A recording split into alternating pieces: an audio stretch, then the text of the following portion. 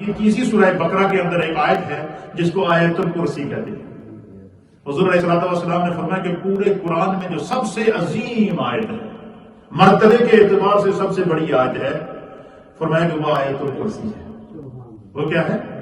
آیت الکرسی۔ یہ جو تیسرا سپارہ ہے، کہ تیسرے سپارے کا پہلے رکوع کے اندر پہلے پیج کے اوپر یہ آ جاتی ہے آیت الکرسی۔ تیسرے سپارے کے پہلے پیج کے اوپر آ جاتی ہے، پہلے رکوع کے اندر تیسرے سپارے کی۔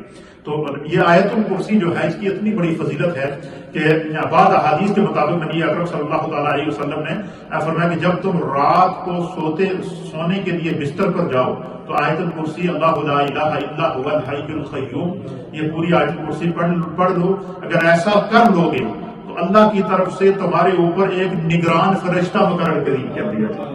اللہ کی طرف سے تمہارے اوپر ایک نگران فرشتہ مقرر کر دیا جائے گا جو تمہارے قریب شیطان کو نہیں آنے دے گا رات کو۔ یعنی بندہ اگر یہ چاہے کہ میں سو جاؤں اور پھر بھی شیطان کی حفاظت سے شیطان سے محفوظ رہوں، اور میں سو جاؤں سوتے ہوئے بھی مجھے شیطان جب وہ ڈسٹرب نہ کرے، تو حضور علیہ السلام نے فرمایا کہ سونے سے پہلے آیت الکرسی پڑھ لیا کرو۔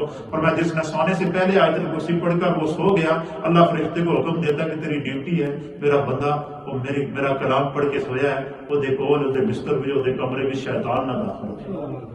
اس سے بڑا اعزاز بھی کوئی ہوگا کہ آدمی کا کمرہ، آدمی کا بستر شیطان سے محفوظ رہے، اس سے بڑا اعزاز کیا ہے؟ پھر دوسری روایت کے مطابق نبی اکرم صلی اللہ تعالیٰ علیہ وآلہ وسلم نے فرمایا کہ سرکار دو عالم صلی اللہ علیہ وسلم نے فرمایا کہ جس شخص نے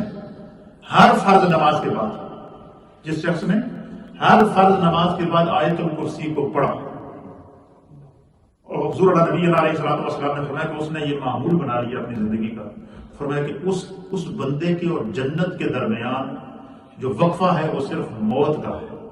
کیا ہے؟ یعنی جب تک وہ زندہ ہے وہ جنت سے دور ہے۔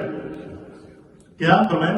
کہ جب تک وہ زندہ ہے وہ جنت سے دور ہے، اور جیسے ہی اس کی روح اس کے جسم سے پرواز کر جائے گی تو فرمایا اللہ تعالیٰ اس کو ڈائریکٹ جنت میں اس کا مقام عطا فرمائے گا، صرف اس برکت سے کہ اس نے ہر فرض